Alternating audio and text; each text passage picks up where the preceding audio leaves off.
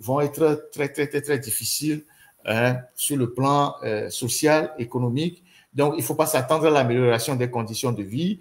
Il y a beaucoup de chantiers qui sont déjà à l'arrêt, il n'y a pas de financement. Les rues qui sont à Lomé en chantier et qui sont à l'abandon, vous voyez à Koresiwa, Gbenyedi, vous allez voir Kege vers le petit contournement vers Agoué. Vous voyez la rue de IPG qu'on fait vers Sabado. Tous ces voies-là sont aujourd'hui à l'abandon. Les chantiers sont là. Les machines sont en train de se rouiller sur ces chantiers. Et il y a des caniveaux qu'on a fait partout, qu'on a abandonnés. Les jeunes tombent dedans. Et tout ça montre les difficultés financières du pouvoir en place, un pouvoir caractérisé par le pillage, la corruption de tous ceux qui, normalement, devaient participer au bonheur du pays. Donc, les jours à venir seront assez difficiles pour nos concitoyens. Donc, voilà un autre sujet que j'ai voulu aborder. Là, on va rentrer maintenant on va rentrer dans le vif du sujet, notamment décortiquer la conférence de presse qui nous a été servie hier par les 4 ministres. Cette fois-ci, le ministre des Affaires étrangères n'était pas là. Il y avait les opposants composants comme Isaac Tiakpe, le porteur de sac de Foy Gnassingbé à Djouroui et Paco, le ministre de la Sécurité, Karis Madjouba, et puis le ministre de l'Administration territoriale, le colonel Awate, qui ont servi un plat indigeste à l'opinion en racontant des mensonges, des contre-vérités qu'il faut aujourd'hui déconstruire à travers ce live-là.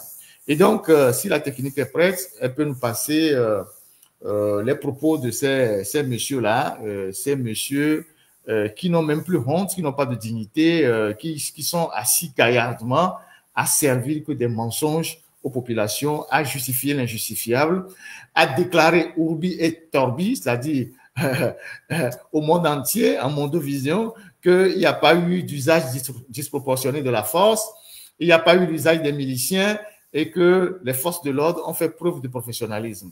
La répétition étant la pédagogie, on va rediffuser les images de ce qu'ils appellent le maintien d'ordre. Bawara le dit, eux aussi le disent, pour que, bon, les images sont parties déjà dans le monde un peu partout, mais il faut quand même qu'on remonte ces images-là pour qu'ils nous disent si ces images-là ont été prises en Azerbaïdjan ou en Afghanistan. Comme ils disent que c'est les images importées du Kenya, on va les voir ensemble et ils nous diront où est-ce que ces images-là ont été prises. Donc, voilà ce que j'ai voulu. Si la technique est prête, il peut nous passer les interventions des ministres et puis après, on va passer les images. Merci.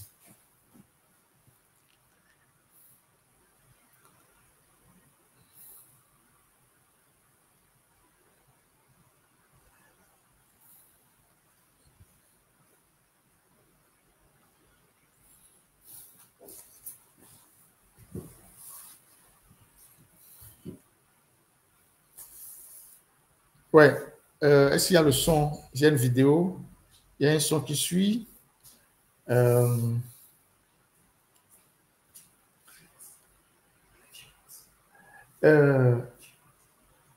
Oui, Yannick, tout ça. Oui, oui, non, non. Aujourd'hui, la technique, non, enlever cette image pour le moment. Je veux les propos des ministres. Oui, passez-moi les propos des ministres. Ce qu'ils ont dit à la conférence de presse. C'est ça qu'on veut déconstruire. Ce qui a été dit à la conférence de presse, ce qu'ils ont servi à l'opinion. Voilà une première image de violence. Ça, c'est derrière Seven Clash. Ça, c'est à Lomé. Ça, c'est à Lomé. Et c'est un véhicule de la gendarmerie togolaise. Donc, c'est ça qu'ils appellent l'usage proportionné de la force. C'est ce qu'ils appellent professionnalisme. C'est ça que les Isaac Tiakpe, le ministre Awate, Madjouba, Adjourouvi, qui est ministre des droits de l'homme, c'est ça qu'ils appellent le professionnalisme des forces de l'ordre. Au Togo, c'est ça qu'on appelle professionnalisme. Quand vous avez 5 militaires qui mettent à terre un individu, qui le frappent de partout, la tête, les pieds, les membres partout pour le tuer. C'est ça qu'ils appellent le professionnalisme des forces de l'ordre. Donc voilà le professionnalisme dont ils sont en train de faire cas dans leur conférence de presse. J'espère que le jour de la conférence de presse, ils ont projeté ces images-là aux journalistes qu'ils ont conviés là-bas. Il y a cette image-là qui a fait le tour du monde et la victime est aujourd'hui vivante, merci à Dieu, il témoigne. Il y a l'autre image de cette femme-là qui a été battue. Il y a l'autre image de cette femme-là qui a été battue par un militaire devant son domicile. Elle ne manifestait même pas, elle était devant son domicile et elle a été bastonnée par 4 militaires qui étaient à moto, des militaires qu'on peut retrouver facilement, qu'on peut identifier. La technique peut passer aussi la deuxième vidéo. C'est cette sauvagerie-là, cette brutalité sans précédent que les autorités togolaises appellent le professionnalisme des forces de l'ordre. C'est ça qu'un avocat comme Adjouvi, qui a fait la France, qui connaît ce qu'on appelle les droits de l'homme, un certain Tiakwe, qui a aussi vécu en France, qui connaît ce qu'on appelle les droits de l'homme, qui connaissent plus ou moins les notions de maintien d'ordre. Un certain Madjouba, Caliste, qui a vécu pendant longtemps en France, ambassadeur, qui connaît plus ou moins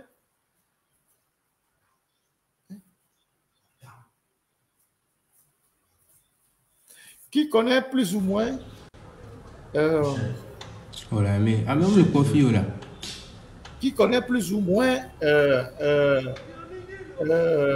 on appelle le principe de maintien d'ordre. Voilà comment on fait le maintien d'ordre. Il y a cette vidéo de la dame, aussi que la technique ne peut pas passer, mais il y a aussi l'usage des miliciens. Ils ont dit qu'il n'y a pas, on n'a pas utilisé les miliciens, qu'ils ne connaissent pas les miliciens. On va regarder un peu les miliciens. Voilà les miliciens. Voilà ces individus qui ont été identifiés. Ils sont appelés vers la forêt sacrée et je pense que c'est au fond de Bassadi là-bas, parce que je connais bien ce quartier. Ils sont au fond de Belaba, là où il y a le caniveau, là, je connais ça. Donc, ils sont à Belaba, ils tiennent des fusils à pompe, des fusils de chasse. Ils ont des gourdins, ils ont des machettes, ils ont des cordelettes. Ces gens-là ont été aperçus à plusieurs reprises dans les manifestations, à plusieurs endroits. Et on nous dit que le gouvernement togolais n'a pas eu connaissance de l'utilisation ou de la présence des miliciens lors des manifestations. Alors, ces gens-là, ils sont investis de quel pouvoir? Qui sont-ils pour pouvoir utiliser des armes, pour aller dans les quartiers, arrêter les gens, terroriser les gens, frapper les gens, parce que les gens sont sortis pour demander pour revendiquer leurs droits. Donc, voilà une autre image qui déconstruit totalement le mensonge que ces individus-là, soi-disant ministres, ont servi à l'opinion. Alors, vous savez, ces images-là sont du 26, 27, 28. Mais déjà le 5 et le 6, il y a eu d'autres images. Il y a eu d'autres images des miliciens qui ont arrêté les gens avec des voitures accompagnées par la police. Il y a eu le 6, surtout le 6 juin, beaucoup de miliciens qui ont fait l'usage ils étaient dans des véhicules identifiables en civil. Parfois, avec la protection de la police, ils sont rentrés dans les quartiers et ils ont arrêté beaucoup de jeunes déjà le 6. Je vais vous montrer, on a fait une petite investigation, je vais vous montrer comment ils ont opéré le 6 juin. Et vous allez comprendre que nous sommes quand même en train de travailler à collecter des informations. Vous voyez ce véhicule-là, le véhicule qui est devant, que la technique garde cette image pour le moment. Vous voyez ceux qui sont sur TikTok, regardez un peu sur YouTube. Regardez ce véhicule, les deux véhicules qui sont là. Il y a un premier véhicule devant qui est un Foruna, 4x4 Foruna. Et derrière la 4x4 Foruna, il y a le véhicule de la police qui couvre la 4x4. Et ça, c'est dans le quartier de Bassadi, à Ebelaba. Donc, dans le premier véhicule en noir, il y a des miliciens qui sont dedans. Ce véhicule a fait le tour de toutes les manifestations à Lomé le 6. Ils ont arrêté les jeunes, ils ont enlevé des gens avec ce véhicule-là. Donc, nous allons vous montrer plusieurs séquences de ce véhicule. Donc là, ils sont devant et il y a la police qui est derrière eux. C'est comme ça, c'est les photos du 6 juin. Ça, c'est les photos du 6 juin. Ils sont devant, la police est derrière eux. Et voilà le véhicule, voilà l'immatriculation du véhicule. Voilà une autre facette de la photo que nous avons prise. Voilà l'immatriculation du véhicule. Le véhicule, c'est le 96 64 AK. Et on vous dira tout à l'heure à qui appartient ce véhicule. Nous sommes en train de collecter pas mal d'informations, même les 4x4 qu'ils ont utilisés pour les manifestations du 26, 27, 28 avec les miliciens. On a à peu près une idée des propriétaires de ce véhicule-là. Ici, on va vous dire qui est le propriétaire de ce véhicule. Et vous allez voir, voilà l'immatriculation du véhicule. Et vous allez voir tout à l'heure à qui appartient ce véhicule. Ce véhicule n'a pas été utilisé, en tout cas, on ne l'a pas aperçu dans la circulation les 26, 27, 28, mais il était très actif le 5 et le 6, surtout le 6. Et ce véhicule a participé à enlever beaucoup de jeunes lors des manifestations. Alors, nous avons fait notre petite enquête.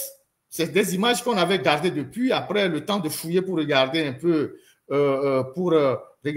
à qui appartient ce véhicule-là.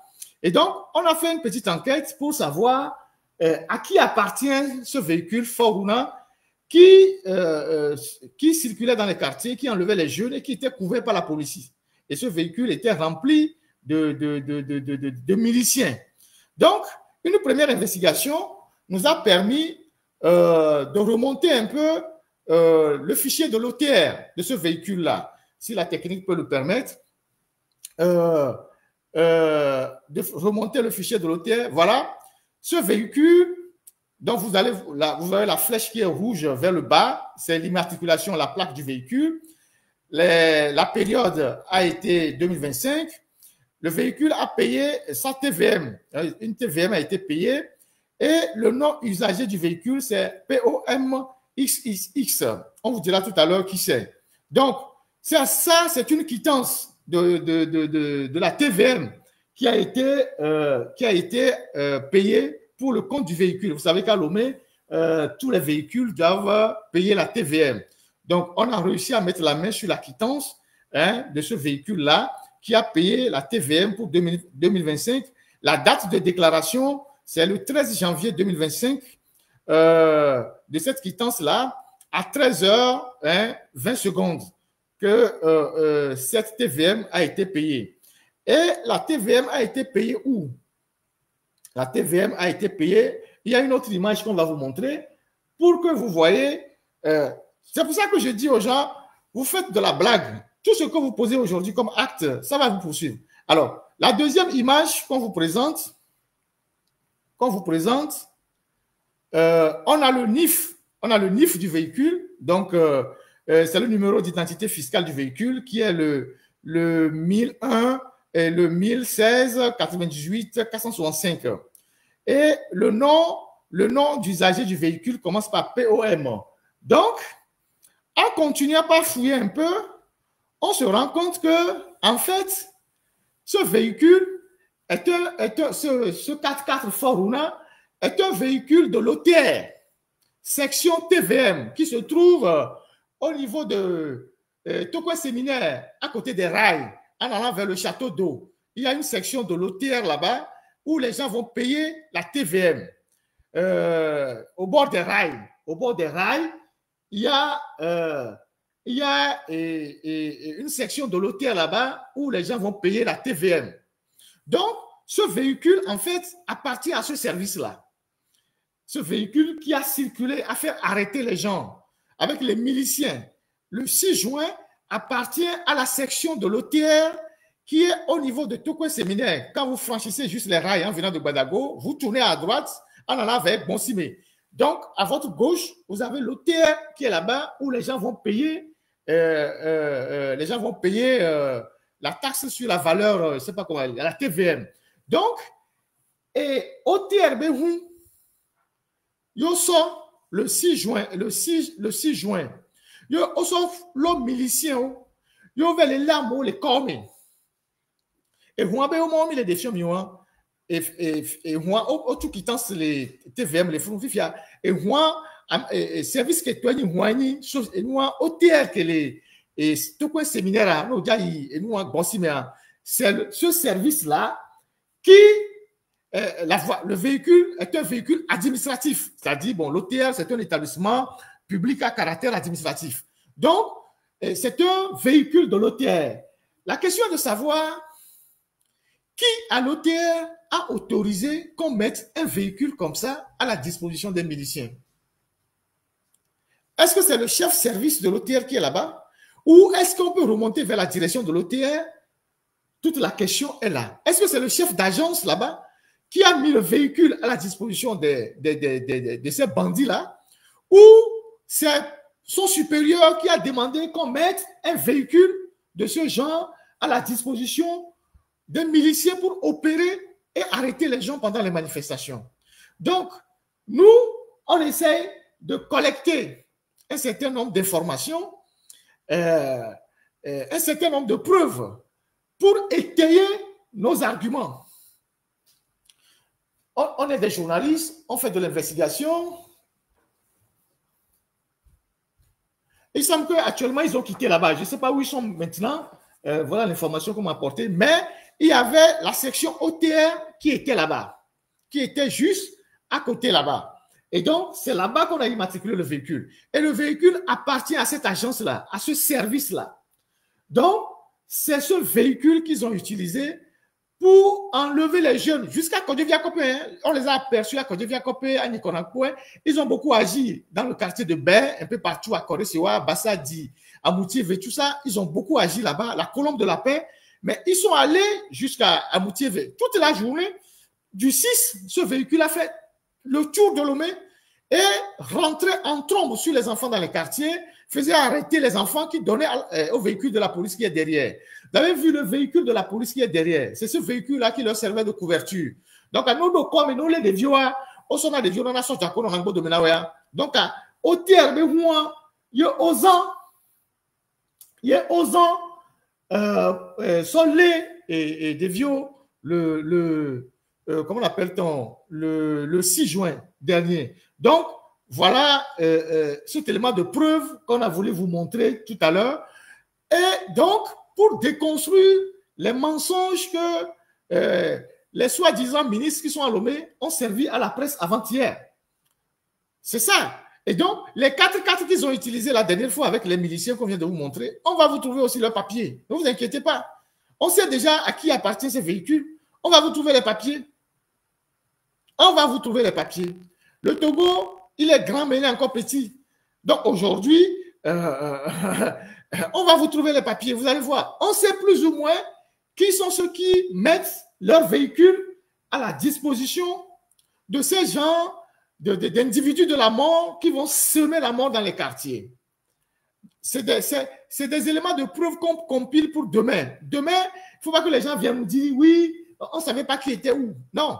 Donc, aujourd'hui, on sait que pour la première journée de la manifestation, le 6, c'est un véhicule de l'OTR, section TVM, qui était au niveau du tout quoi séminaire là-bas, ils semble qu'ils ont déménagé, qui a été mis à disposition des miliciens, couvert par la police pour aller frapper dans les quartiers, enlever les jeunes, enlever les enfants des gens, dont certains sont encore introuvables jusqu'à ce jour. Donc, voilà ce que j'ai voulu vous présenter comme élément de preuve des enquêtes que nous sommes en train de faire, des enquêtes qui sont en cours et qui nous permettent de retracer petit à petit, de remonter les pistes des miliciens. Aujourd'hui, il y a des miliciens qui sont en train de parler, il y aura des témoignages qui vont sortir, comment ils ont été organisés, qui les organise, qui leur donne les moyens, combien ils sont payés. Et ces témoignages-là sont très importants pour la suite de la procédure qui sera lancée contre les auteurs, tous ceux qui, aujourd'hui, sont en train de mettre et de donner les ordres pour qu'on aille tuer, frapper, violenter les Togolais dans leur domicile. Donc, voilà ce que j'ai voulu dire sur les miliciens. Je ne sais pas si la technique a d'autres images à me projeter, mais Voilà les papiers de ce véhicule-là, ce véhicule qui a servi. Par rapport à cette réaction du ministre de la Sécurité. Non, attendez d'abord. Les autorités togolaises sont coutumiers de ces déclarations. En 2012, lorsque les miliciens sont sortis dans la rue, le ministre de la Sécurité à l'époque, Yark Damaham, avait dit d'abord qu'il n'avait pas vu de miliciens. Et c'est lorsque ils ont vu la documentation, lorsque la Ligue togolaise des droits de l'homme, les organes de presse avaient pris des photos, des vidéos, c'est en ce moment qu'ils quittent. Je n'ai pas vu de miliciens pour dire que c'est des groupes d'autodéfense. Et parce que les informations devenaient de plus en plus documentées et persistantes. Et c'est à la suite de ça qu'on a interrogé le président de la République, Faure Gnassingbé lui-même, c'est Jeune Afrique, et lui aussi il a reconnu que c'est des groupes d'autodéfense. Il a regretté.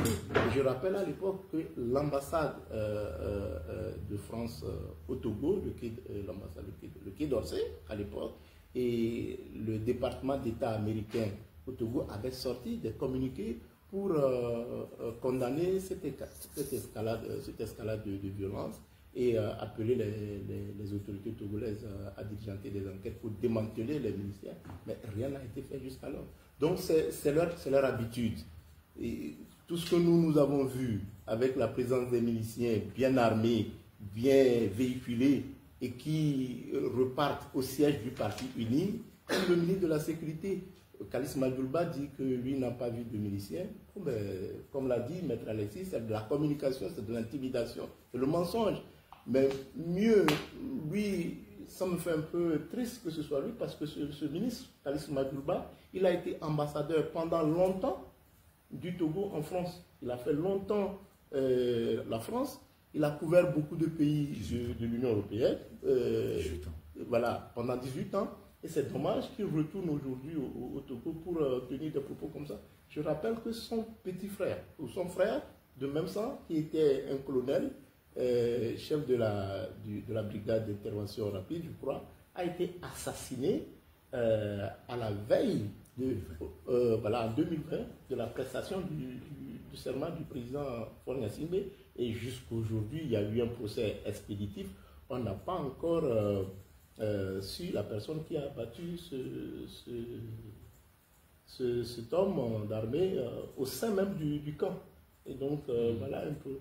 Et c'est dommage quand même qu'il y ait des propos comme ça.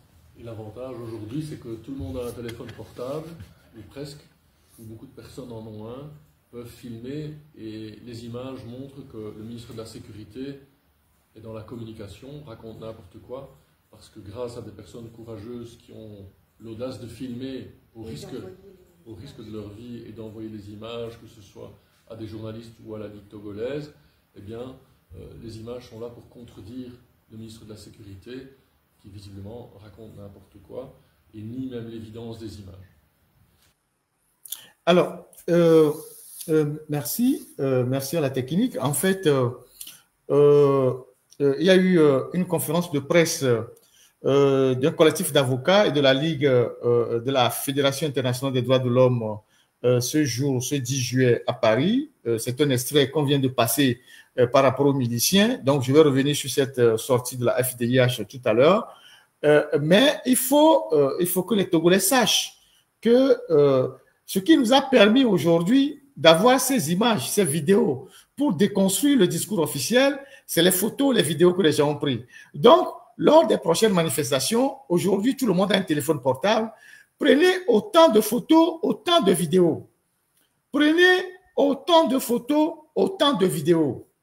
Et Mashkola va prochainement, note des photos, des photos, des photos,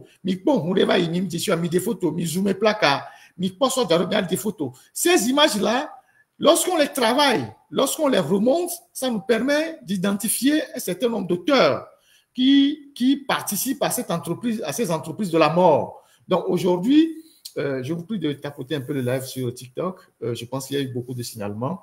Donc aujourd'hui, il est important que les Togolais qui ont des téléphones, des Android, prennent des photos de tout ce qu'ils voient dans leur quartier, des véhicules suspects et tout ça. C'est comme ça qu'on peut remonter la piste et confronter le régime avec ses propres mensonges. Confronter le régime avec ses propres mensonges, c'est très important. Aujourd'hui, nous sommes à l'ère de la technique. Ils ne peuvent plus continuer par mentir, servir des fadaises, des conneries aux représentations diplomatiques, à l'opinion, à la presse et tout ça. Et donc, nous devons aller vers ce qu'on appelle le journalisme citoyen. Chaque individu qui aujourd'hui a une caméra, a un appareil photo, peut prendre une photo de tout événement qui se passe dans son quartier. Après, quand on remonte les photos, on les étudie, on localise les quartiers, on essaie de voir qui fait quoi, qui est ici, dans quel quartier ils sont, pour pouvoir avoir les preuves, compiler les dossiers qui nous serviront demain à poursuivre les auteurs de tout ce qui se passe. Alors, je voudrais dire à M. Madjouba, puisque je vais revenir sur son cas tout à l'heure, M. Isaac Tiakpe, M. Awateo Dabalo, et Adjourouvi, qui est censé être ministre des Droits de l'Homme, que demain, tout ce qu'ils sont en train de dire sera retenu contre eux. Qu'ils le sachent très bien. Pour le moment, ils ont le sourire aux lèvres, ils sont tellement contents parce qu'ils sont en train de servir un régime, ils se disent qu'ils sont à l'abri de toute poursuite, ils sont en train de couvrir les assassins, ils connaissent les donneurs d'ordre, mais demain, tous ces éléments seront compilés et leur seront opposés. Adjourouvi, c'est un avocat, il sait de quoi je parle. De toute façon, l'histoire nous dira. Donc, aujourd'hui, la question de savoir qui sont ceux qui alimentent ces milices-là. Il y a d'abord l'ANR avec son patron. Il y a d'autres personnes, mais aujourd'hui, on va vous parler de deux personnes. Il y a l'ANR avec son patron, qui est le colonel Tchakpele. Je l'avais déjà parlé de lui. On a récupéré une de ses photos. C'est quelqu'un qui est souvent très discret. On a récupéré une de ces photos que la technique va passer tout à l'heure. Et c'est dans ce service-là, ANR aussi lugubre que je sais pas, c'est l'enfer. C'est comme le camp Boireau au temps de Sékou Touré, où on torture, on violente, on assassine et on fait disparaître les Togolais. Et celui qui est à la tête de cette entreprise assez lugubre s'appelle Awate, non, s'appelle, comment je dirais ça, Tchakpele. Il faut que la technique me passe sa photo. S'il vous plaît. Voilà le bonhomme. Le bonhomme qui est à la tête de l'ANR. Depuis que Massina a quitté l'ANR, il était déjà avec Massina. Depuis que Massina a quitté l'ANR, c'est lui qui est, bon, c'est une photo de lui plus jeune, il a certainement pris un peu de l'âge, qui est au cœur de tout ce dispositif d'assassinat, de répression, de torture dans le pays. Et donc, c'est dans son service que les gens se font torturer, toutes les méthodes de torture. Et vous savez, pour la petite histoire, cet officier, en 2005, lorsqu'il y a des mains morts et que l'armée était en train de faire des manœuvres, certains officiers étaient en train de faire des manœuvres pour placer Faure à la tête du pays, cet officier faisait partie de ceux qui étaient contre. Il disait qu'il n'était pas question de remettre le pouvoir aux enfants de Yadema. Il souhaitait même qu'on extermine tous les enfants de Yadema, qu'aucun ne reste. Mais une fois que Faure a été imposé au pouvoir, il a rapidement tourné Kazakh et il est aujourd'hui au service de Gnassingbé avec une violence inouïe, avec, je ne sais pas, voilà. Donc, aujourd'hui, bien évidemment, il s'est énormément enrichi, il a beaucoup d'argent, il a des biens partout, il a des véhicules de luxe à Lomé, des gens disent qu'il est milliardaire, et donc c'est eux qui alimentent les milices. Parce que les fusils de chasse que vous avez vus là, les fusils à pompe, c'est eux qui le leur donnent. C'est eux qui donnent, c'est eux qui fournissent ces éléments à ces jeunes-là, à ces gros bras-là. Parfois, c'est des jeunes qu'ils recrutent. Parfois, c'est aussi des anciens combattants qu'ils prennent. Il y a certains qui sont des anciens combattants. Bon, vous avez les anciens combattants, ils ont une pension de peut-être 30 000 ou 40 000. Donc, on les appelle pour faire une opération, pour prendre 100 000 ou 50 000.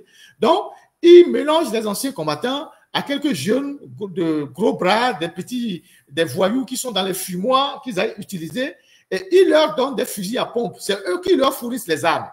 Les fusils qu'ils tiennent là, c'est eux qui leur fournissent les armes pour aller commettre les forfaits. Donc, ce monsieur, il faut retenir son nom, il s'appelle colonel Tchakwele. En 2005, il faisait partie de tous ceux qui étaient contre la prise de pouvoir de Faure Gnassingbé et il souhaitait même qu'on termine tous les enfants Gnassingbé. Mais aujourd'hui, il est à leur service et il est à leur service avec le zèle inouï. C'est lui que la grande maman au pays là-bas avait giflé parce qu'il protégeait l'Éthiopienne. Voilà le fameux Tchakwele. Donc, à part lui, il y a aussi le ministre de la Sécurité qu'on a cité tout à l'heure. Si la technique peut me ramener son image, le ministre de la Sécurité, Kalice Madjouba. Voilà, M. Kalice Madjouba qui a fait presque 20 ans ou 18 ans comme diplomate ou ambassadeur en France. Il couvrait plusieurs pays, Israël, le Vatican, le Luxembourg, je ne sais pas, il y avait l'Italie dedans. En tout cas, il couvrait presque 5 pays. Et c'est eux qui allaient croiser Faure Gnassingbé en Italie, qui ramenaient les gonzesses et tout ce que vous pouvez imaginer. Donc, c'est eux qui jouaient ce rôle-là. Et donc, ce monsieur qui a l'air d'être quelqu'un d'assez innocent, vous pouvez lui donner la communion sans confession, mais sachez qu'aujourd'hui, c'est lui qui coordonne la répression. Il coordonne la répression avec des Israéliens qui sont ses amis, parce que quand il était en France, il était ambassadeur aussi en Israël. Donc, c'est lui qui coordonne tout le dispositif de répression aujourd'hui, les écoutes téléphoniques, comment vous appelez ça, tout ce qui relève du numérique pour tracer les gens. Par exemple, les enfants qu'on a arrêtés dans les histoires de transfert d'argent, des gens qu'on a pris à travers le téléphone et tout ça, c'est les Israéliens, ils sont actuellement à Lomé, ils sont pleins à Lomé. C'est lui qui leur donne les ordres, c'est lui qui coordonne tout ça. Et c'est avec ces Israéliens-là, voilà, les drones et tout ça, c'est eux qui font tout ça, la surveillance et tout ça. Et je vous ai déjà parlé plusieurs fois de ces Israéliens qui sont au service du régime et qui sont payés avec nos phosphates. Donc, c'est lui qui coordonne tout ça actuellement. Et quand vous le voyez, vous allez croire que c'est quelqu'un... voilà, vous allez dire que celui-là, il ne peut même pas faire du mal à quelqu'un, mais en réalité, aujourd'hui, c'est lui qui coordonne tout ça. On n'est pas surpris de l'entendre parler en disant que les jeunes qui ont lancé des manifestations sont des terreaux et qu'ils iront les chercher jusqu'à leur dernier retranchement. C'est un des indicateurs qu'il est au cœur du dispositif même de la répression. Alors, ce monsieur a passé toute sa vie en France, a été ambassadeur un peu partout. Et depuis qu'il est rentré à Lomé, il est rentré à Lomé depuis bientôt 2 ans. Depuis bientôt 2 ans qu'il est à Lomé. Et on lui a trouvé un successeur à la personne du colonel Urokura Agadazi. Et M. Madjouba, il refuse de libérer la résidence de l'ambassadeur à Paris pour que le nouvel ambassadeur puisse s'installer.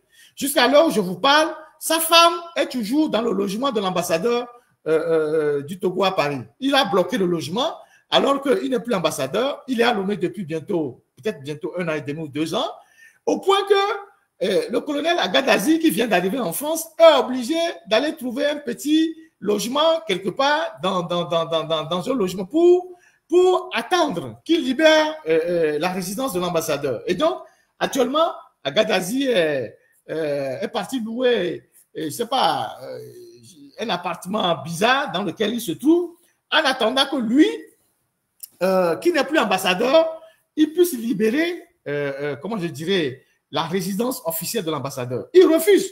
Si tant est que le Togo est un pays assez normal, un pays très doux, un pays où tout se passe bien, pourquoi, depuis qu'il a été réaffecté au Togo, il refuse de libérer la résidence de l'ambassadeur, au point que son successeur aujourd'hui est obligé d'aller squatter chez les gens le temps qu'il ne libère la résidence de l'ambassadeur. Voilà comment le Togo est gouverné. Voilà un monsieur qui est à la fois ministre à Lomé et qui veut garder les privilèges de l'ambassadeur alors qu'il n'est plus ambassadeur. Donc, sa femme, certainement ses enfants, je ne sais pas s'il en a, combien il en a, mais sa femme est en France, toujours dans la résidence de l'ambassadeur. Et le nouvel ambassadeur qui vient d'arriver, je pense qu'Agadazi est arrivé il y a à peine 1 mois, je ne dirais pas qu'il dort chez les gens, mais on lui a trouvé quelque part pour dormir en attendant.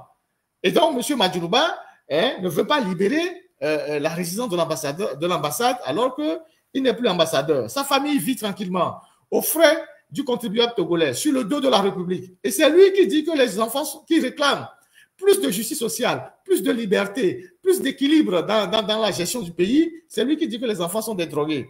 Alors que vous profitez de la République à tous les niveaux. Vous profitez de la République à tous les niveaux. Et lui, ce qui est encore bizarre, lui, particulièrement lui, qui coordonne aujourd'hui toute cette répression avec ses amis israéliens, on sait comment son frère a été tué au Togo. On ne peut pas comprendre que mon propre frère, aussi soldat comme moi, officier comme moi, de même père, a été assassiné dans les circonstances troubles, dans son bureau, la gorge tranchée, d'une manière la plus atroce. La caserne n'a pas bougé, les troupes n'ont pas bougé. Et le corps de mon frère est resté pendant 2 ou 3 ans, je ne sais même plus combien d'années, à la morgue. Et qu'à la fin, on organise une parodie de procès qui n'a pas ressorti la vérité et qu'on m'appelle pour devenir ministre du système qui a assassiné mon frère. Et je cours pour devenir ministre à Lomé. Soit je sais quelque chose de sa mort, soit mon frère, peut-être que je l'enviais. Mais dans tous les cas, il faut être un homme sans conscience pour accepter de jouer ce rôle-là dans un système qui a assassiné ton propre frère ou dans lequel ton propre frère a été assassiné. Je reste convaincu que les personnes qui savent comment Madjouba est mort, puisque Madjouba aussi a servi avec zèle le régime, je parle de celui qui est décédé, il y a lui, il y a Bawara et il y a Fonya Simbe. Il y a lui, il y a Bawara, il y a Fonya Simbe. Donc, si je ne suis pas, il faut que je sois un homme sans conscience pour aller servir un système comme ça et faire encore preuve de zèle aujourd'hui, alors que ce système a assassiné mon propre frère. Peut-être que mon frère et moi, on ne s'entendait pas, ou peut-être je l'enviais, c'est pour ça que peut-être ça moi, m'arrange. Donc, voilà le Togo. Et ces gens sont des chrétiens, ils vont à l'église, ils vont à l'église catholique, devant la Vierge Marie, devant le Saint-Sacrement, ils vont prendre la communion. Mais c'est des hypocrites. C'est des gens qui cautionnent le mal. C'est des gens qui sont dans des histoires que vous ne pouvez pas imaginer. Le voir devant les journalistes, justifier la répression sur les enfants, les tueries, les bastonnades, la torture contre les femmes. Alors qu'on a passé 18 ans en France. On sait comment se fait le maintien d'ordre dans les pays développés. On a au moins un minimum de connaissances. C'est incroyable. Donc, voilà les gens. J'ai voulu vous présenter les deux là aujourd'hui. Tchakbele et lui, c'est lui qui est le ministre de la Sécurité, qui coordonne tout ça. Lui qui a vu son frère tué par le régime, mais qui aujourd'hui est au service de ce régime-là en toute tranquillité. Lui qui continue de profiter des privilèges du régime en gardant la résidence de l'ambassadeur à Paris, alors qu'il n'est plus ambassadeur. Et au point que le nouvel ambassadeur, lui, il est devenu un squatteur quelque part, donc un sans domicile. Et il n'a pas le courage de revendiquer, c'est ça. Quand on est des larbins d'un système, normalement, Agadhazi devait saisir son supérieur hiérarchique. Je ne sais pas si c'est le président du conseil ou le ministre des Affaires étrangères, pour leur dire que M. Madjouba ne veut pas libérer la résidence de l'ambassadeur. Quand on nomme un ambassadeur, il prend possession de tous les services, y compris la résidence de l'ambassadeur. Donc, aujourd'hui, Agadhazi est un sans domicile à Paris. Je ne dis pas qu'il dort dans la rue, mais il est ambassadeur, mais il n'a pas accès à la résidence de l'ambassade qui est encore occupée par la femme de Madjouba. Si le Togo était vraiment un pays beau, un pays heureux, comme vous le dites, pourquoi vous gardez vos femmes et vos enfants en France pendant que vous travaillez encore au Togo? Normalement, il faut rapatrier toutes vos familles pour que vos familles soient à côté de vous là-bas à Lomé. Donc, voilà ce qui se passe autour de ce monsieur. Et comme le ministère de la Sécurité au Togo, c'est un ministère où il y a beaucoup de magouilles, les fonds d'Interpol, l'argent qu'on prélève un peu partout, l'argent qu'on prend sur les carburants, les saisies de carburant, tout ça, les gens qui sont au ministère se partagent cet argent. C'est pour ça que les gens qui sont au ministère sont très riches, ministère de la Sécurité. Et il y a les voitures d'Interpol. Qu'est-ce que vous faites des voitures d'Interpol, monsieur Madjouba, depuis que vous êtes devenu ministre de la Sécurité? Toutes les voitures d'Interpol qui ont été arrêtées dans la dernière période, parce que Interpol a fait une descente dans tous les pays en Afrique de l'Ouest pour faire le point de tous les véhicules qui ont été volés au Canada, aux États-Unis et en Europe. Qu'est-ce que vous faites de ces véhicules-là? Vous les gardez pour vous ou bien vous laissez le procureur enclencher une procédure de saisie de ces véhicules-là? Parce qu'il y a des véhicules qui sont retrouvés, mais dont Interpol n'a plus besoin parce que pour rapatrier ces véhicules vers leur pays d'origine, les assurances refusent parce que c'est des véhicules qui coûtent excessivement cher. Mais c'est des véhicules de luxe. Il y a plein de ces véhicules au ministère de la Sécurité et on voit en Villa-Lomé certains individus utiliser ces véhicules-là. Vous les donnez à vos amis, vous les vendez ou vous laissez le procureur de la... Parce que normalement, c'est la justice qui doit enclencher une procédure pour saisir les véhicules et après les mettre en vente aux enchères et reverser l'argent au trésor public. Que deviennent ces véhicules que vous arrêtez? La Fourrière est au ministère de la Sécurité là-bas. La Fourrière est à la rue de l'Ocam là-bas.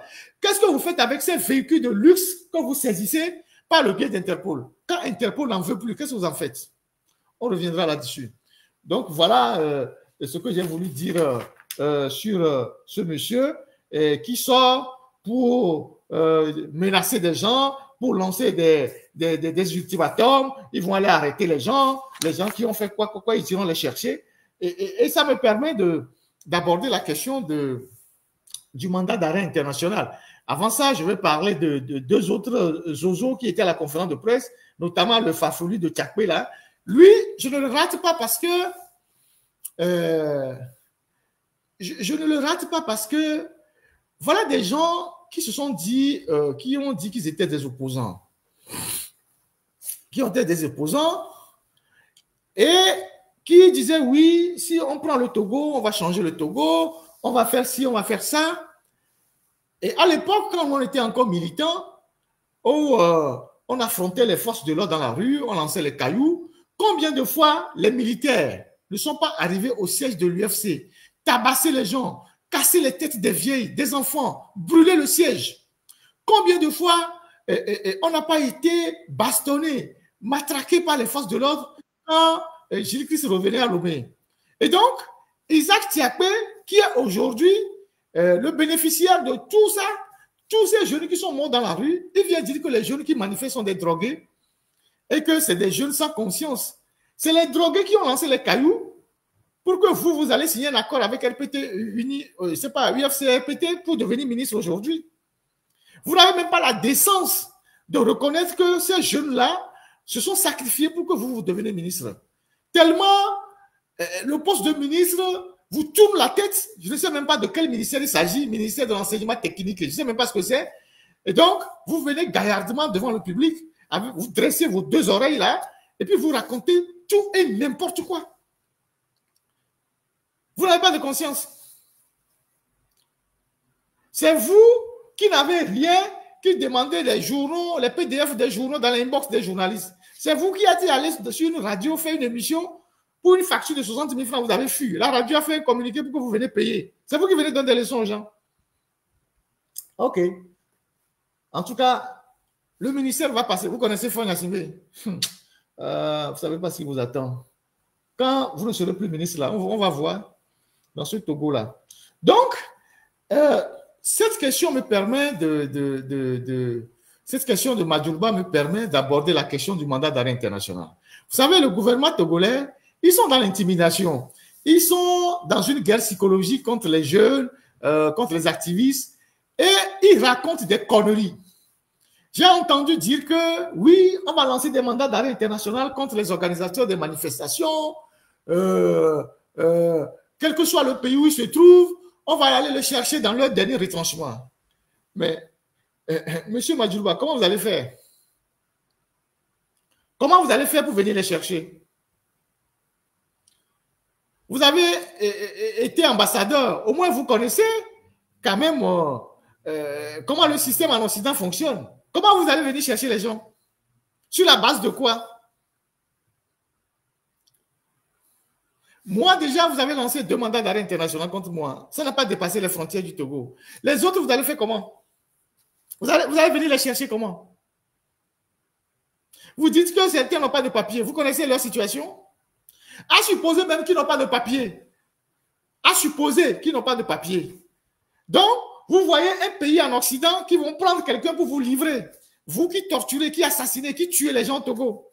Parce que ces personnes ont appelé à des manifestations pour réclamer leurs droits, pour réclamer le meilleur vivre. Donc, vous voyez, je ne sais pas, vous voyez des pays comme le Canada, les États-Unis, la France, la Belgique, je ne sais pas quel pays, prendre des gens pour vous donner, pour que vous les amenez au Togo pour les tuer, quand on voit la violence que vous exercez sur les citoyens. Qui vous conseille même, qui vous donne ces idées saugrenues-là? Que vous allez me lancer, qu'on va lancer des mandats d'arrêt. Vous dites ça pour calmer votre patron fort ou bien pour servir de discours à vos militants. Mandat d'arrêt. Vous êtes des rigolos? Vous êtes des rigolos? Même si quelqu'un a supposé que quelqu'un qui se trouve en Occident n'a même pas de papier, le fait que vous venez pour le chercher, on va lui donner les papiers. Parce que c'est qu'il est dans un engagement politique. Personne ne vous livrera quelqu'un que vous irez tuer après, que vous irez torturer après. Vous êtes trop con. En fait, vous n'êtes pas con, mais vous faites de la communication pour casser la psychologie des organisateurs des marches. En fait, vous êtes en train de faire une guerre psychologique contre eux. C'est pour ça qu'il faut vous déconstruire. C'est pour ça qu'il faut vous dire que vous êtes en train de mentir. Comme mandat d'arrêt international. Vous pensez que vous êtes au centre du monde, que le monde vous appartient, que vous appuyez seulement les boutons et puis on va attraper les gens pour vous donner. Ne me posez bouton quoi? Oh là là, mon, les France, oh là là, mon, les États-Unis, pour la son ami, bien sûr, le Togo. Parce que Miaweni, vous êtes au-dessus de Donald Trump. Vous donnez trop d'importance, hein? Mandat d'arrêt, que vous irez les chercher dans leur dernier retranchement. Pourquoi tu n'as pas cherché, tu as Madjoulouba, ceux qui ont tué ton frère dans leur dernier retranchement? Pourquoi tu n'as pas cherché, comme tu as les moyens là, pourquoi tu n'as pas cherché ceux qui ont tué ton frère? Tu n'as pas traqué dans leur dernier retranchement, ceux qui ont tué ton frère? Ceux qui ont assassiné froidement ton frère. Pourquoi tu ne les as pas poursuivis dans leur dernier retranchement? C'est les petits blogueurs là que tu vas aller chercher. Parce que le monde vous appartient. Vous arrivez quelque part, vous bombez le torse, c'est le Togo. Livrez-nous celui-ci, livrez-nous celui-ci, livrez-nous celui-ci. Donc, on va prendre les gens, on les menotte, on les met dans l'avion. Vous les amenez au Togo. Vous êtes des plaisantins. Vous êtes des comédiens.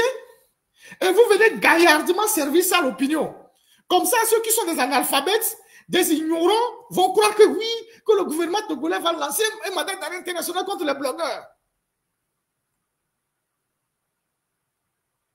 Vous pensez que c'est la justice togolaise qui gère aussi les pays là?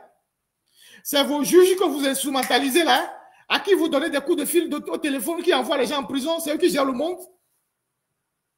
Comédiens au minier. Vous êtes des comédiens? Vous êtes des comédiens?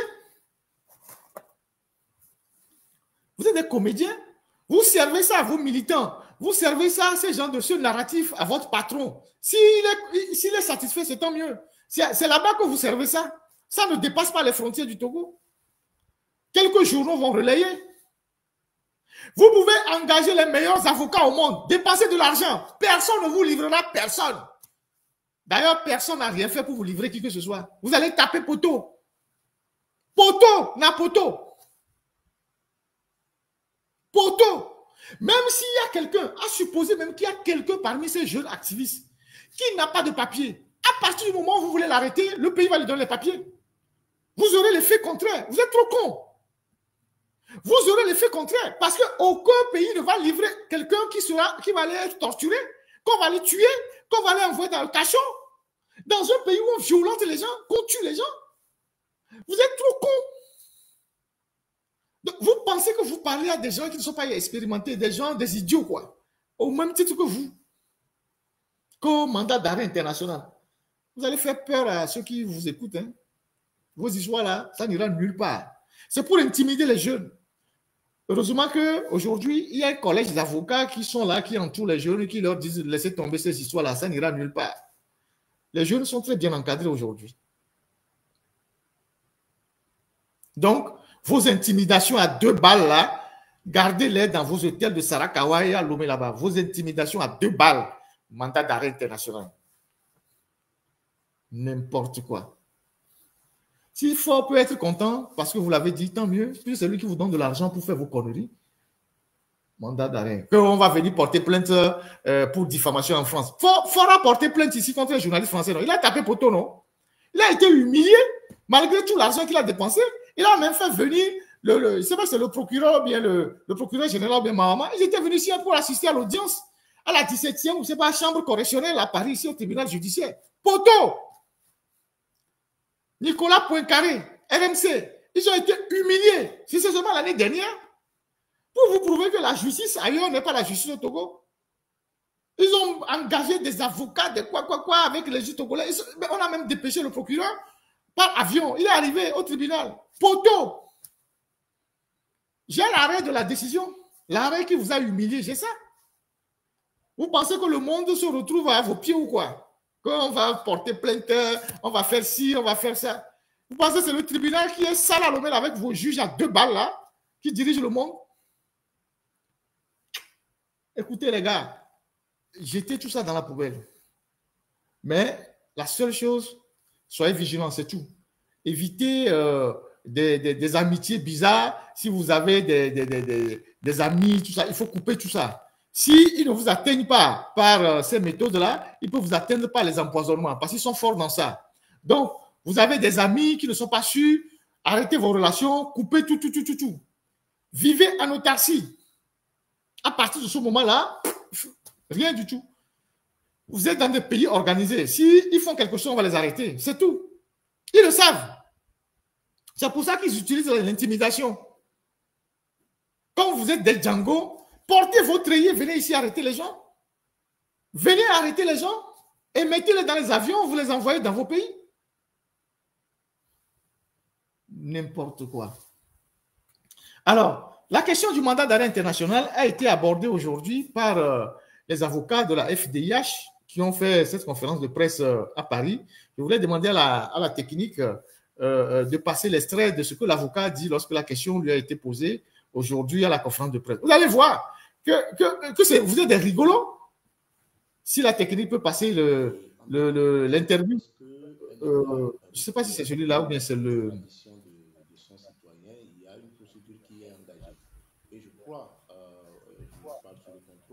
Il n'y a pas suffisamment de volume. C'est ça?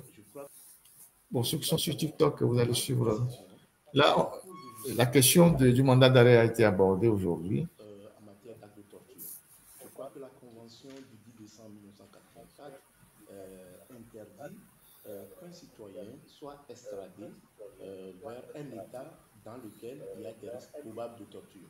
Je crois quand même que sur ce seul fait, je pense que si la procédure venait à être engagée, il va falloir d'abord le fait d'appeler à des manifestations pacifiques, pour moi, est-ce que c'est une infraction? Et ensuite, continuons pas à tapoter le live, s'il vous plaît. Oui, il y a un souci avec le volume, mais bon, ceux qui sont sur TikTok et ceux qui sont sur tout ça vont quitter le volume. C'est Maître Raphaël Adjarekwandi qui est en train d'expliquer la question du mandat d'arrêt international. Il y a eu une conférence de presse assez intéressante aujourd'hui à Paris avec un collectif d'avocats.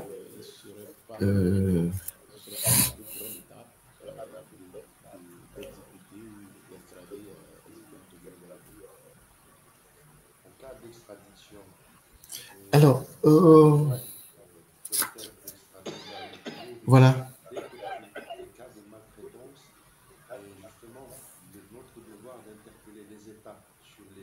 Alors, il y a eu aujourd'hui à Paris une conférence de presse d'une dizaine d'avocats qui se sont constitués volontairement pour la cause togolaise. Je vous l'avais déjà dit. Et parmi ces avocats, il y a des Togolais, il y a Maître Arnaud Agba-Kwasigan, il y a Maître Raphaël Adjarekwandi, il y a Maître Alexis Iou, il y a des avocats français, des avocats maghrébins. En tout cas, d'excellents et d'éminents avocats qui sont aujourd'hui constitués pour suivre la situation au Togo, surtout la question des droits de l'homme. Et certains de ces avocats sont membres de la Fédération internationale des droits de l'homme, la FDIH, d'autres sont dans la Ligue des droits de l'homme de France.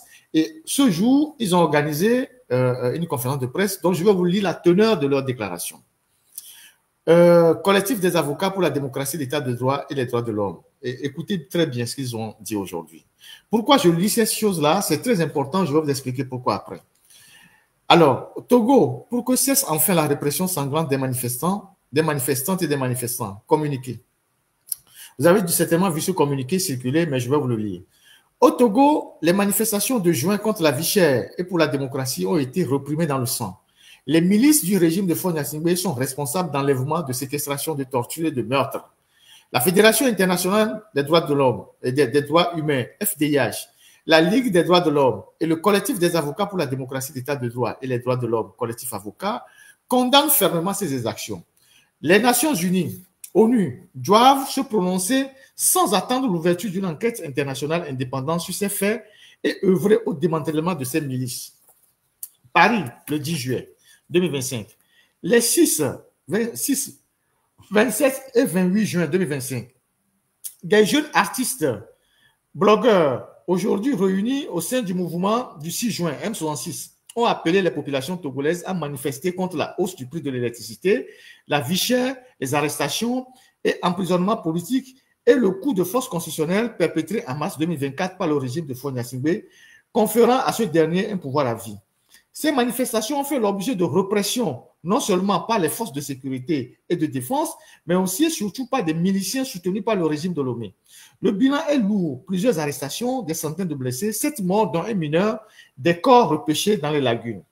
Cette énième répression d'une rare férocité est la manifestation d'une culture de la violence et de l'impunité entretenue par le régime de Lomé pour museler les contre-pouvoirs et faire taire toute voix dissonante de la gouvernance de Faure-Gnassingbé au pouvoir depuis 20 ans.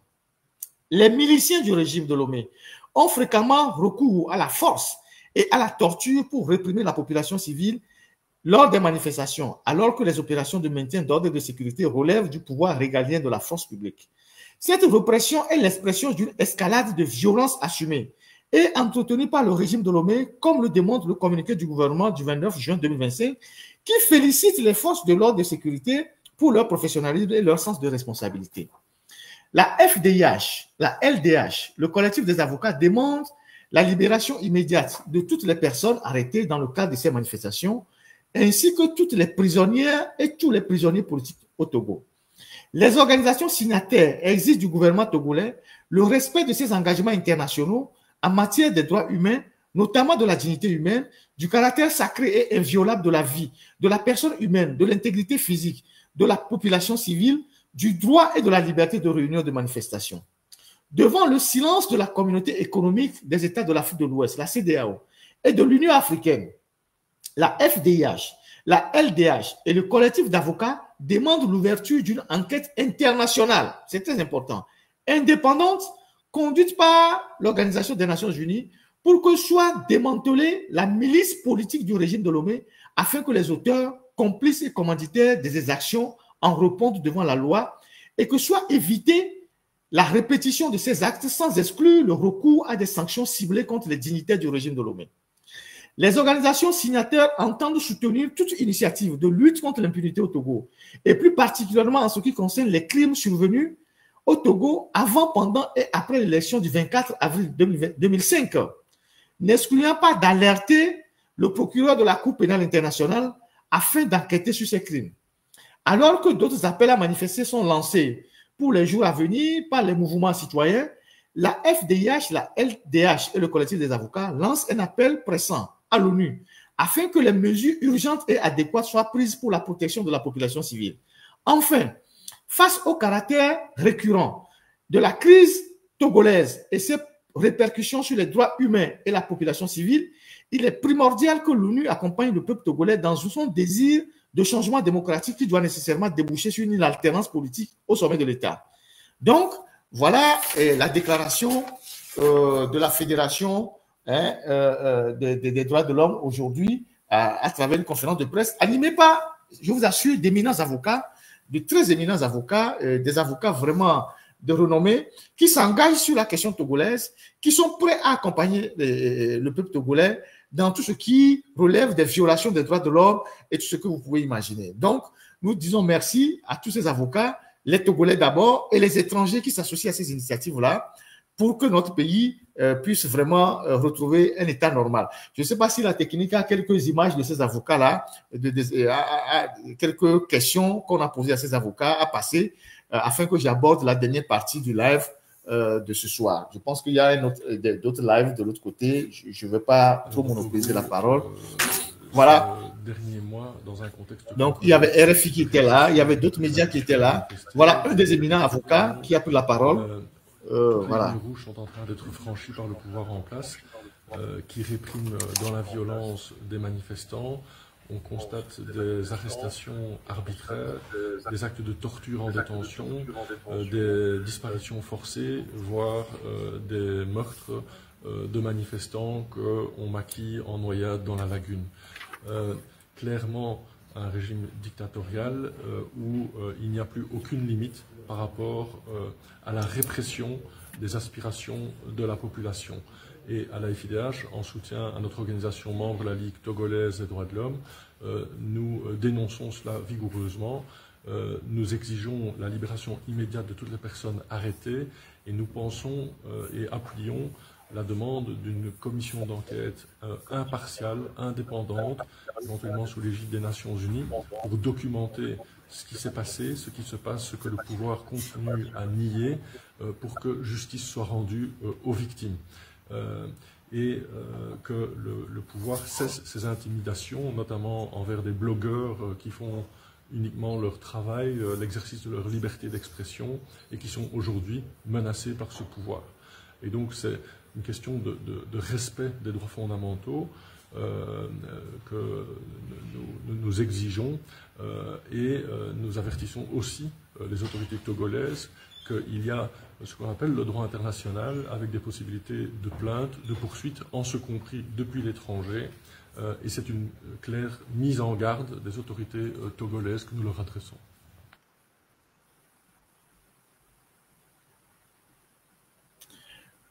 Voilà un des avocats à la fin de la conférence de presse qui s'est adressé à nos confrères de RFI. C'était ce matin à Paris. Et pour vous dire que pendant que nous-mêmes on croise les bras, il y a des gens qui se mobilisent pour nous. Sans rien demander en retour. Voilà des gens qui ont laissé leur cabinet. Certains sont venus de Bruxelles, certains sont venus d'un peu plus loin pour tenir ce matin cette conférence de presse pour la cause togolaise. Pendant que nous-mêmes, on dit oui, et la noix, bon, les gens se mobilisent pour nous parce que notre cause est juste. Personne ne peut accepter dans le monde ce déferlement de violence contre des civils, contre des citoyens.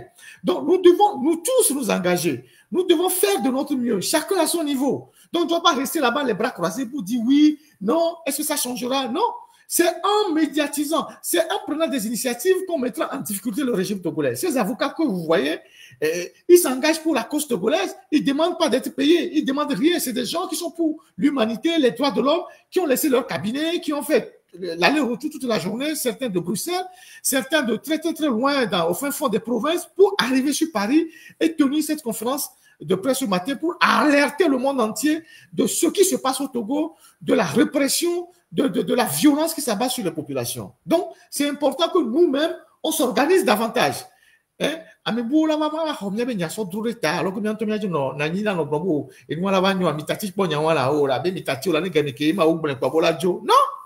dans la vie, il faut lutter. Il faut lutter. Et donc, ce sont des gens qui partagent la cause togolaise et que nous mettons sur les dossiers et qui vont prochainement agir sérieusement contre tous ceux qui seront identifiés comme les auteurs de ces actes-là. Parce que, vous savez, dans nos pays, les gens qui commettent les forfaits, les crimes, les assassinats, ils voyagent beaucoup. Comme eux veulent lancer des mandats d'arrêt internationaux contre les gens, ils auront des difficultés prochainement à se promener dans le monde entier. Et c'est pour ça que les collectifs de ces avocats, que ce soit en Europe, au Canada, aux États-Unis, est très important pour commencer par traquer les gens qui pensent qu'ils peuvent tuer impunément et se promener dans le monde entier. Donc, voilà ce que j'ai voulu partager avec vous. Et pour finir, je vais parler, il y a encore deux autres sujets. Il y a la connexion Internet. Il y a aussi, je pense, Internet sans frontières qui a sorti une déclaration aujourd'hui pour dénoncer la restriction liée à la connexion Internet. Il y a le zozo de Isaac Tchakwe qui a dit que oui, le Togo n'a aucun problème, que tout se passe normalement. Mais si le Togo n'a aucun problème, pourquoi vous signez les tribunes dans les journaux pour vous justifier? Pourquoi vous faites les conférences de presse? Pourquoi vous appelez les ambassadeurs? Puisque le pays est normal. Si tout se passe normalement dans le pays, vous n'avez pas besoin d'appeler des ambassadeurs pour vous expliquer. Vous n'avez pas besoin de faire des conférences de presse pour vous expliquer. Cette semaine, ça fait 2 fois que les ministres sont sortis. Si le pays fonctionne normalement, vous n'avez pas besoin de faire des restrictions d'Internet, de couper les réseaux sociaux, puisque le pays fonctionne normalement. Mais aujourd'hui, avec les restrictions faites à Internet, il y a beaucoup de conteneurs qui sont bloqués au port. Il y a beaucoup de conteneurs. Voilà la déclaration de Internet sans frontières. Je ne sais pas si c'est Internet sans frontières qui est sortie aujourd'hui. Donc, vous pouvez lire cette déclaration qui a pour titre écran noir sur la démocratie, Internet sans frontières, qui a réagi par rapport aux restrictions faites sur Internet au Togo par le pouvoir de Faure Gnassingbé. Alors, aujourd'hui, les coupures d'Internet ou les restrictions font mal à toute la chaîne économique. Je vous ai parlé la dernière fois de tous les commerçants qui faisaient désormais leur business par Internet, surtout TikTok, qui commandent les marchandises en Chine sur TikTok, qui font les commerces à Lomé sur TikTok, qui présentent leurs marchandises sur TikTok. Aujourd'hui, tous ces gens-là, ils sont totalement à terre. Ils sont à Lomé. Et les banques ont sonné l'alarme en disant, quand vous allez aujourd'hui à la banque pour faire des opérations, vous devez attendre pendant longtemps parce que l'Internet ne fonctionne pas. Maintenant, c'est le port qui est touché. Il y a beaucoup de compatriotes aujourd'hui qui ont amené des conteneurs à Lomé. Les conteneurs font déjà 2 semaines de retard parce qu'arrivé au port, il n'y a pas d'Internet pour sortir rapidement les conteneurs. Donc, ça impacte aussi les opérateurs économiques. Tous ceux qui ont les conteneurs au port seront frappés de surestarie. Les gens seront frappés de surestarie. Donc, on ne peut pas, à cause d'un pouvoir, à cause de l'individu, bloquer le fonctionnement de tout un pays, puisque les manifestations vont s'enchaîner. Donc, tant qu'il y aura les manifestations, il va couper Internet alors. Ça veut dire que sur toute l'année, il va couper Internet. Donc, le pays va s'effondrer. Les banques vont arrêter de travailler, ou vont travailler au rabais, et le port va arrêter, les marchés vont s'arrêter. Parce que les manifestations seront enchaînées. Mais c'est quand même incroyable. Et aujourd'hui, c'est tout le monde qui est victime des coupures d'Internet. Puisque que vous soyez du NIR ou pas, mais la coupure d'Internet, ça touche tout le monde. Ça touche tout le monde. Donc, voilà aussi une incongruité de ce régime-là qui nous dit que tout va bien, mais il coupe Internet, il convoque les ambassadeurs et tout ça. Donc, le port autonome de Lomé aujourd'hui, pour sortir un seul conteneur, il faut faire les pieds des mains. Les gens sont rentrés, ils ont toujours leurs conteneurs qui sont bloqués au port. Les gens attendent. On leur dit qu'il n'y a pas d'Internet pour faire les opérations. Puisqu'ils ont dématérialisé beaucoup. Ils ont beaucoup dématérialisé le port autonome de Lomé. Ils ont dématérialisé les services. Donc, tout se fait en ligne. Donc là, tout est bloqué, puisque l'Internet rame. Donc, tout est bloqué. Donc, le conteneur que vous allez sortir en 2 jours, vous le sortez en 10 jours. Le conteneur que vous allez sortir en 1 jour, vous le sortez à 4 jours, 5 jours. Donc, les surestaries, c'est pour qui? Les taxes supplémentaires, c'est pour qui? Donc, voilà comment le pays fonctionne. Et je vais finir maintenant par la sortie de notre frère Amron, qui a partagé sur les réseaux sociaux des images assez insoutenables, des séances de torture qu'on lui a infligées au niveau de la gendarmerie à Lomé quand il a été enlevé par ces individus lugubres-là. Et il a dit dans un de ses discours que ce commandant qu'il a torturé au pied, qu'il a frappé, je pense, sur la plante des pieds pendant des heures, lui a dit que s'il révélait son nom, voilà le pied de Amron, plus d'1 mois après les séances de torture qu'on lui a infligées. Ça, la torture est imprescriptible. La torture est imprescriptible. Voilà les séances de torture qu'on lui a fait subir. Voilà son pied. Voilà plus d'un mois après, voilà à quoi ressemble son pied. Des écorchures partout. Je crois savoir qu'il a un bilan médical de tout ce qu'on lui a fait subir au niveau de SCRIC par ces officiers-là. Et il dit que j'attends que l'image apparaisse sur YouTube. Voilà, voilà les pieds de Amron. C'est lui-même qui a publié ça aujourd'hui. Et il a dit dans ce message que l'officier lui a dit, s'il révélait son nom, il viendra le chercher, ou bien il va le buter. Donc, cet officier qui a infligé ces séances de torture, cette pratique inhumaine sur un de ses semblables, un de ses propres frères, parce que Amron a pris la parole pour dénoncer la gouvernance de Faure Gnassingbé, cet officier, nous devons mettre un nom sur son visage. Parce que c'est important que ces gens-là, on puisse donner leur nom. Amron, lui, il ne peut pas donner le nom, mais nous, on va donner leur nom. Et d'ailleurs, le collectif des avocats que je viens de vous présenter vont saisir les ambassades au Togo avec le nom de cet officier et qui n'est plus en fonction à des fins de lui refuser tout visa. Il y a des plaintes, ça c'est la première action qui sera faite. Les avocats vont écrire à l'ambassade de France, à l'ambassade des États-Unis, à l'ambassade d'Allemagne, à l'ambassade du Canada avec résidence au Ghana, à l'ambassade de Suisse avec résidence au Ghana, à l'ambassade du Brésil, en tout cas, toutes les ambassades les plus importantes à Lomé, des courriers avec le nom de cet officier tortionnaire pour que ce monsieur, quelle que soit demain la raison qu'il aura évoquée, qu'on ne lui donne pas un visa. Donc, les ambassadeurs vont le faire, et les avocats vont le faire. Ils vont le faire dans les jours à venir, puisqu'on a le nom de cet officier maintenant. Ils vont saisir ces ambassades-là pour que ce monsieur n'ait jamais de visa dans ces ambassades. Parce qu'il a posé un acte inhumain et dégradant. C'est-à-dire, c'est intolérable de traiter un de ses semblables comme ça. Et ensuite, la deuxième phase, c'est que cet officier, il y aura des plaintes qui seront déposées au Canada, dans tout l'espace Schengen et aux États-Unis contre cet officier. Si jamais il met pied dans un de ces pays-là, puis c'est une question de torture, il sera arrêté et jugé. Et cet officier s'appelle Edouard Bignandi. C'est un, je ne sais pas s'il est colonel à la retraite ou il est commandant. Il était l'ancien responsable de la brigade anti-gang à Djidjolé. Je vous présenterai sa photo prochainement. Il était l'ancien commandant de la brigade anti-gang à Djidjolé avant. Il est du même village que le père de Amron. C'est pour ça qu'il s'est autorisé, il s'est donné le pouvoir de torturer ce garçon. Il est du même village que le père de Amron. Et en plus, ce qui est grave, il est à la retraite. Qui a donné le pouvoir à un officier à la retraite d'aller arrêter un citoyen, de le torturer? C'est un officier qui est à la retraite depuis 1 an ou 2 ans. De quel droit un officier qui est à la retraite peut aller arrêter un citoyen à la maison et le soumettre à des actes de torture? C'est un ex-officier, merci.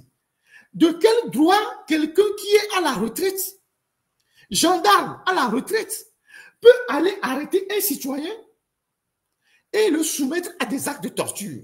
Est-ce que c'est le procureur qui a autorisé ça? Qui a autorisé ça? Donc, M. Edouard Bignandi, commandant ou colonel à la retraite, on va trouver ton prénom togolais, tu es dans le drap. Tu es dans le drap. Ça, il faut que tu le saches. C'est comme ça qu'on va se comporter contre vous. Vous tous les tortionnaires.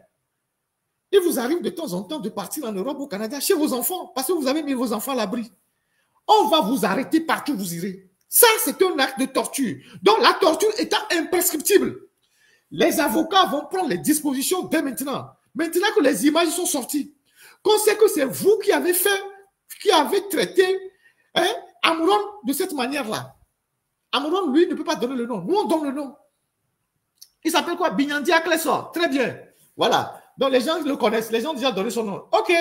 Edouard Bignandi Aklesor. Voilà. Donc, on a le nom complet. Le nom sera donné par courrier à toutes les ambassades à Lomé. Et parallèlement, une plainte sera déposée dans tous les pays de l'Occident.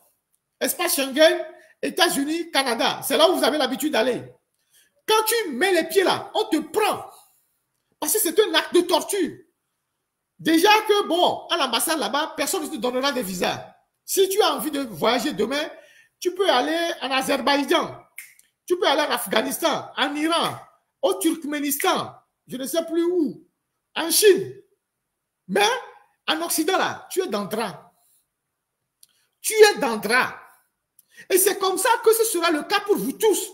Quand on aura identifié qui que ce soit qui a posé un acte de torture contre un Togolais là, aujourd'hui, on a un collectif d'éminents avocats. Les gens même s'ajoutent, d'autres avocats s'ajoutent. Ils sont déjà une dizaine, d'autres même interviennent. On a des avocats aux États-Unis, on a des avocats au Canada. On va vous traquer. Quand vous aurez des problèmes, vous allez comprendre qu'on ne peut pas traiter son semblable de la manière que vous êtes en train de le faire. Vous avez été formés, vous êtes des officiers, vous avez été à l'école. Et vous osez traiter vos semblables comme ça. Et vous allez vous promener dans le monde comme si de rien n'était.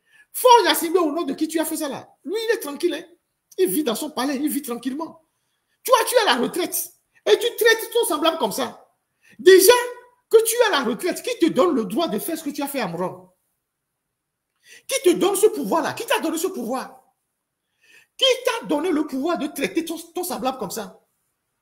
Donc, sache que toi, Bignandi et Douar Akleso, tu es mal barré. Il ne faut même pas t'approcher d'une ambassade à Lomé. Ton nom sera sur un tableau. Tortionnaire. On va trouver ta photo, on mettra dans le courrier. Tortionnaire, Akleso, Bignandi et Douar. Interdit de visa. Maintenant, si tu fais Zidobo, tu arrives en Occident, on te prend. Parce qu'une plainte sera mise dans le circuit, dans tout l'espace. C'est comme ça qu'on va vous traquer maintenant. Quand vous allez commencer par réfléchir là, vous allez voir. Toi, tu as été un... Et c'est le même officier. Je ne sais pas quelle école d'officiers ils ont été, qui a arrêté Carlos Queto, je pense bien, il a dit dans un de ses livres à paraître, et qui l'a torturé aussi. Le journaliste, notre confrère qui est aujourd'hui en exil. C'est le même Bignandi qui est sorti dans le même dossier de Carlos Queto. Ça veut dire que c'est un coutumier du fait. C'est un récidiviste. Voilà des gens, on parle de la République, ils prennent les associations de villages pour aller arrêter un citoyen. Au nom de Faure Gnassingbé, ils prennent les associations de villages parce que lui n'est plus en fonction. Au nom de quoi c'est lui qui va frapper et torturer un individu dans l'enceinte de la gendarmerie, au SCRIC. Les responsables de la gendarmerie aussi ont leur responsabilité engagée. Le SCRIC aussi. Parce qu'un officier qui est à la retraite, qui n'est plus en fonction, ne peut pas venir dans vos locaux torturer un citoyen sans que vous ne levez la moindre protestation. Un officier qui est à la retraite ne peut pas s'inviter dans un service de renseignement et torturer un citoyen. Il n'est plus en fonction. Même s'il était en fonction, qui lui donne le droit de faire ça?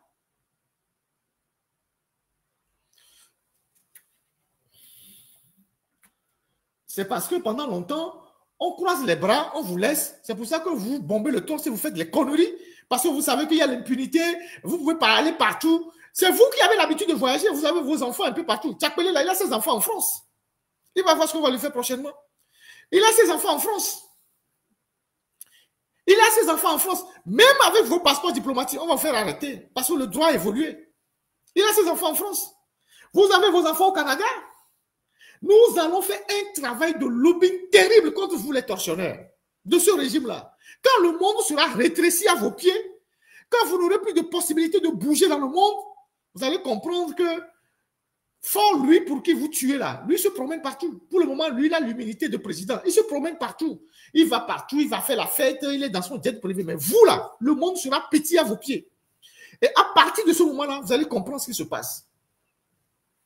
Donc, voilà ce que moi, j'ai voulu partager avec vous ce soir pour ce live-là, tout en continuant à insister sur les manifestations qui sont prévues par nos amis les 16 et les 17 et que les Togolais se mobilisent. Aujourd'hui, le pouvoir de Faure est en difficulté. C'est pour ça qu'il s'explique partout. C'est pour ça qu'il s'explique, s'accuse.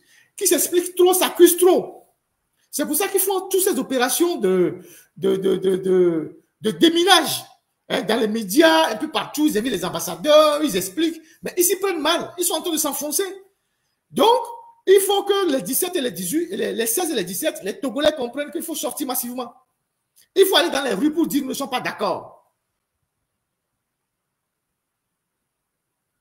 Donc, toute la semaine, on va continuer les séances de sensibilisation. Donc, moi, je vais m'en arrêter là pour ce soir. Et il y a la date.